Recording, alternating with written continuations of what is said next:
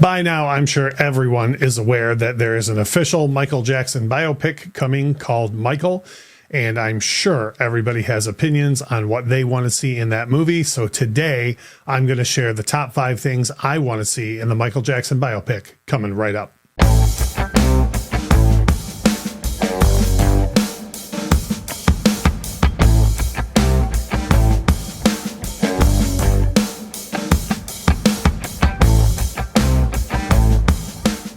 Hey, it's Russ from the Infectious Groove podcast and here on the Infectious Groove Music YouTube channel. We've done a lot of content on Michael Jackson over the years, both on the Infectious Groove podcast and here on the YouTube channel. Most of the time it is focused directly on his music, but with the news of the biopic coming, biopics can be a very, very tricky thing. They often take a lot of liberties with the subject at hand and move things around in dates and history and whatnot.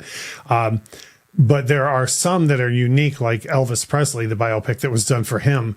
He had such a huge career and so many different facets of it that it's very hard to cover that type of thing in the allotted time for a motion picture. With Michael Jackson, I think it's as daunting or more daunting of a task. So given that the movie is probably going to have a 2.5 hour runtime, what do you cover? What don't you? So here I go. I'm going to count these down from number 5 all the way to number 1 of the things I think it would be best served if the movie had in it. Number 1, honestly, I would like them to cover everything from childbirth up to Thriller in some sort of montage, like even in the opening, some lettering on the screen, or again, some sort of montage showing his childhood. I am not saying that what happened to Michael Jackson as a child is not important at all. But what I am saying is, for me, it's almost like a Bruce Wayne or Peter Parker type thing. Like every time we have a Batman or a Spider-Man movie, we got to hear about Bruce's parents again, or Uncle Ben. And I just feel like the awful childhood that Michael Jackson had is common knowledge enough to where it doesn't need to be pointed out in the movie and take up runtime. Thriller is really the thing that catapulted him into a different stratosphere and caused the rest of his life to go the way it is. So that's why I'd rather them kind of start there and go forward. The next thing that I would think would be very important to focus on is maybe not the Pepsi accident itself, but the fallout from the Pepsi accident. And I think this is something that would have to take time over the rest of the film to show. But the psychological impact that it had on him, the dependence that he would come to know on painkillers because of it. I think it's a seminal point in his career that at the time when it happened was enormous, but I don't think anybody puts like any sort of thought now into why things ended up the way they did and how they're linked back to that accident. Another thing that I would love to see, and again, this is something I think they'd have to show through the entirety of the picture. Like, I don't think this is like a stopping point to show, but I would love to see some sort of glimpse into what the rest of us can't imagine, which is what it would have been like to be the most famous person on planet Earth at any given moment over the course of a couple of decades.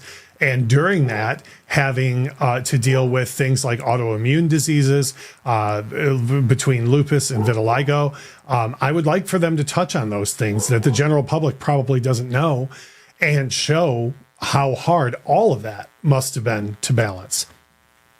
The fourth thing and the fifth thing, they kind of tie in together, but I'll stop off on the fourth thing. This is probably the most controversial part of what people are waiting for with this movie.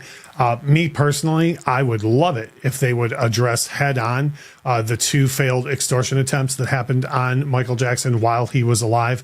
I don't really think there's any reason to address the third farce that came about since he passed away because it's been so easily disproven. But there's a lot that people don't know about the 2 extortion attempts that occurred on him while he was alive. And I think in 10 or 15 minutes of runtime for a movie, they can kind of fine tune some points that the general public, just for whatever reason, never wants to Google on their own or take a look into.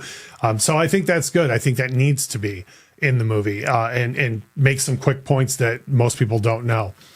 The last thing that I want shown, and I think this would be more of the later half of the film, is I would love it if they would humanize the guy more and show how this guy, in the face of impossible odds, as I mentioned earlier, becoming the most famous person in the world, having that awful childhood, dealing with 2 autoimmune diseases, being accused and failed extortion attempts of the worst thing a human being can be accused of. But he pushed on. He kept doing what he wanted to do. He kept delivering the same messages after those things all happened to him. He was still talking about heal the world and, gone too soon and smile, and really trying to continue what he set out to do in the first place through the power of music. So I know this is a huge topic. I know that there's so many people want covered in this movie, but my ask of everybody for the comment section on this video is really think about it. And if you only had 2.5 hours to show as much of what you could about Michael Jackson to the world, what are your 5 things, or what's the one thing that you want shown in the movie? So please, by all means, drop a like on the video, share it with other fans or music fans or Michael Jackson fans.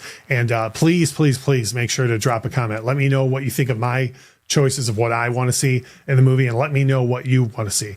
As we always say, thank you so much for watching.